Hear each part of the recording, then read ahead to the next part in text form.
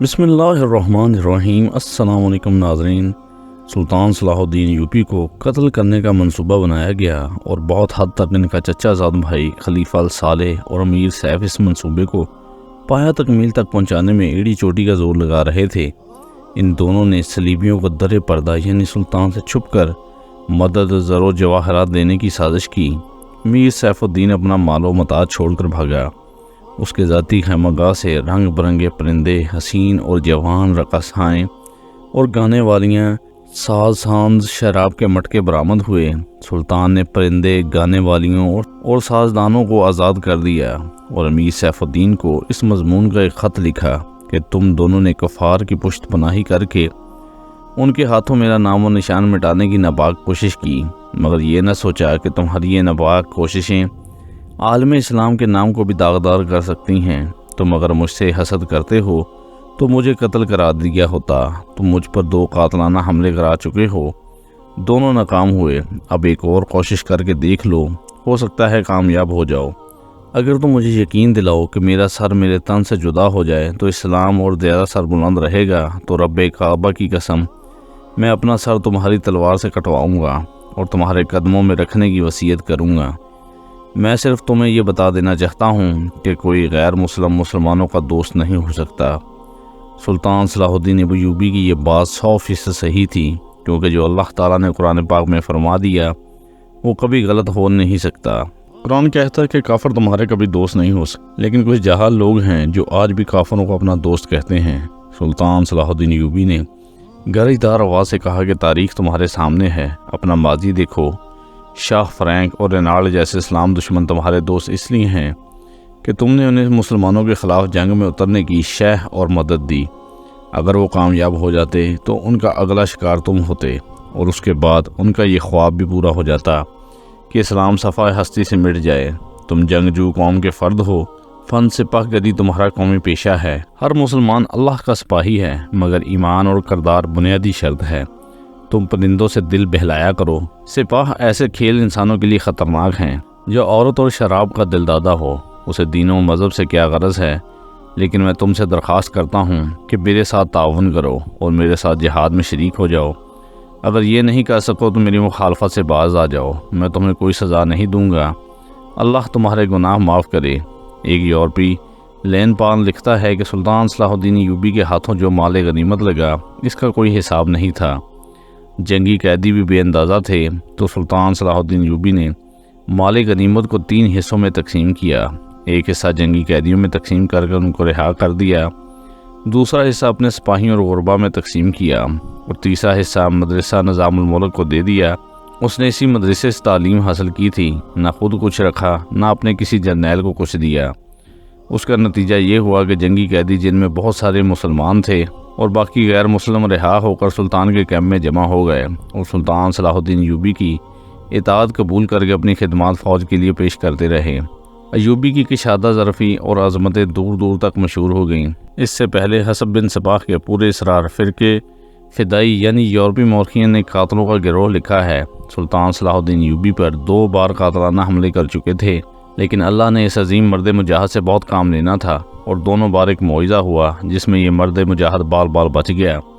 سلطان پر تیسرا قاتلانہ حملہ اس وقت ہوا جب وہ اپنے مسلمان بھائیوں صلیبیوں کی سازشوں کی چٹان کو شمشیر سے ریزہ ریزہ کر چکا تھا۔ امیر سیف الدین میدان جنگ سے بھاگ گیا تھا، مگر وہ سلطان صلاح الدین ایوبی کے خلاف کینہ اور بغض سے باز نہیں آیا۔ اس نے حسن بن صباح کے قاتل فرقے کی مدد حاصل کی۔ حسن بن صباح کا فرقہ اسلام کی آستین میں سانپ کی طرح پل رہا تھا۔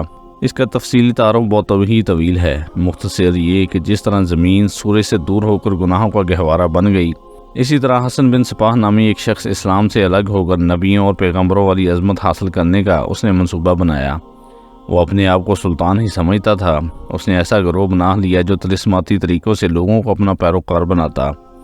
اس مقصد کے لیے اس گروہ نے نہایت حسین لڑکیاں، نشہ اور سامان اور جڑی بوٹیاں، ہپناٹائزم اور چرب زبانی جیسے طریقے اپنائے۔ اس کے علاوہ بہشت یعنی کہ دنیا کی جنت بنائی، یعنی کہ ان لوگوں نے مسلمانوں کو بھٹکانے اور گمراہ کرنے کے لیے ساری چالیں چلیں کہ یہ ہماری جنت ہے، آپ یہاں آؤ، ادھر آؤ، یہاں دنیا کا ہر سکون، ہر آسائش ہے، جس میں جا کر پتھر بھی موم ہو جاتے ہیں۔ اپنے مخالفین کو قتل کرانے کے لیے گروہ تیار کیا۔ قتل کے طریقے خفیہ اور پر اسرار ہوتے تھے۔ اس فرقے کے افراد اس قدر چالاک، ذہین اور ناڈر تھے کہ بھیس بدل کر بڑے بڑے جرنیلوں کے باڈی گارڈ بن جاتے تھے، اور کسی کو جب قتل کرنا ہوتا تو اس کے لیے ایک پر اسرار طریقہ اپناتے تھے تاکہ کسی کو ان پر شک بھی نہ ہو اور کسی کو کوئی سراغ بھی نہ ملے۔ کچھ عرصہ بعد یہ فرقہ قاتلوں کا گروہ کے نام سے مشہور ہوا۔ یہ لوگ سیاسی قتل کے ماہر تھے، زہر بھی استعمال کیا کرتے تھے جو حسین لڑکیوں کے ہاتھوں شراب میں دیا جاتا تھا۔ بہت مدت تک یہ فرقہ اسی مقصد کے لیے استعمال ہوتا رہا۔ اس کے پیروکار فدائی کہلاتے تھے۔ سلطان صلاح الدین ایوبی کو نہ تو لڑکیوں سے دھوکہ دیا جا سکتا تھا اور نہ ہی شراب سے۔ وہ ان دونوں سے سخت نفرت کرتے تھے۔ اس گروہ نے یہی طریقہ سلطان صلاح الدین ایوبی کو قتل کرنے کے لیے استعمال کیا، لیکن ناکام رہے، اور یہ گروہ کہتا ہے کہ سلطان کو اس طریقے سے قتل نہیں کیا جا سکتا تھا۔ اس کو قتل کرنے کا یہی ایک طریقہ ہے کہ اس پر قاتلانہ حملہ کیا جائے۔ اس کے محافظوں کی موجودگی پر اس پر حملہ نہیں کیا جا سکتا تھا۔ 2 حملے ناکام ہو چکے تھے۔ اب جب کہ سلطان کو یہ توقع تھی کہ اس کا چچا زاد بھائی الصالح اور امیر سیف الدین شکست کھا کر توبہ کر چکے ہوں گے، انہوں نے انتقام کی ایک اور زیر زمین کوشش کی۔ سلطان صلاح الدین نے اس فتح کا جشن منانے کے بجائے حملے جاری رکھے اور 3 قصبوں کو قبضے میں لے لیا۔ ان میں غازہ کا مشہور قصبہ تھا۔ اس قصبے کے گرد و نواح میں ایک روز سلطان صلاح الدین ایوبی امیر جاول مسدی کے خیمے میں دوپہر کے وقت غنودگی کے عالم میں سستا رہے تھے۔ سلطان نے وہ پگڑی نہیں اتاری تھی جو میدان جنگ میں سلطان کے سر کو صحرا کی گرمی اور دشمن کے تلوار سے بچا کر رکھتی تھی۔ خیمے کے باہر اس کے محافظوں کا دستہ موجود اور چوکس تھا۔ باڈی گارڈز کے اس دستے کا کمانڈر ذرا سی دیر کے لیے پیشاب کرنے کے لیے وہاں سے چلا گیا۔ ایک محافظ نے سلطان کے خیمے میں گرے ہوئے پردوں میں سے جھانکا۔ اسلام کی عظمت کا ستارہ سلطان صلاح الدین ایوبی کی آنکھیں بند تھیں اور پیٹھ کے بل لیٹا ہوا تھا۔ اس محافظ نے باڈی گارڈ کی طرف دیکھا۔